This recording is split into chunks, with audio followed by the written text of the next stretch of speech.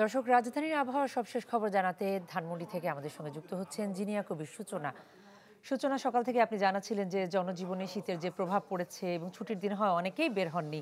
এখন যেহেতু সময় কিছুটা গড়িয়েছে, জনজীবন কি কিছুটা স্বাভাবিক হচ্ছে?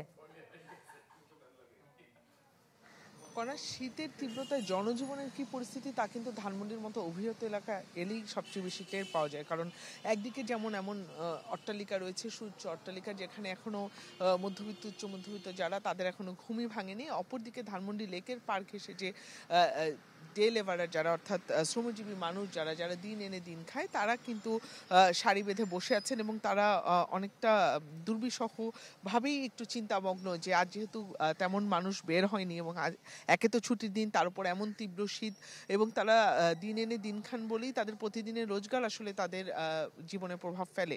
এবং আজ কিন্তু পুরোটাই ফাঁকা, তাদের ক্রেতা নেই, তাদের সেভাবে কেউ আসছে না, কেনাকাটা নেই, বেচা কেনা জমেনি। এ কারণে কিন্তু তারা অনেকটা চিন্তিত হয়ে আছেন যে ঘরে তো তাদের পরিবার আছে এবং একদিন বিক্রি বাট্টা না হলে কিন্তু তারা না খেয়েই তাদের দিন কাটাতে হবে। এবং আমরা কথা বলেছি তাদের সাথে, তারা কিন্তু বলেছেন যে আসলে তারা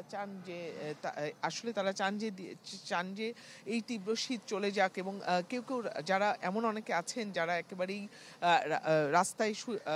রাস্তায় জীবনযাপন করেন, পথেই থাকেন, সেই মানুষগুলোর কিন্তু এই তীব্র শীতে বেশ দুর্বিষহ জীবনযাপন কাটাতে হচ্ছে। তারা বেশ কষ্ট পাচ্ছে, তাদের শীতের কাপড় নেই, তারা রাস্তায় কোনো মতে যা পেয়েছেন তা দিয়ে ঢেকে হয়তো শুয়ে আছেন, আপনি দেখতে পাচ্ছেন কণা। এবং আমি যে কথাটি বারবার বলছিলাম যে একে তো যারা পথের মানুষ তারা তো আছেনই, তাদের তো এক ধরনের দুর্ভোগ আছেনই, কিন্তু দিন এনে দিনে খেটে খাওয়া মানুষ যারা, তারা কিন্তু এর এমন শীতে সবচেয়ে বেশি বিপাকে পড়ে যান।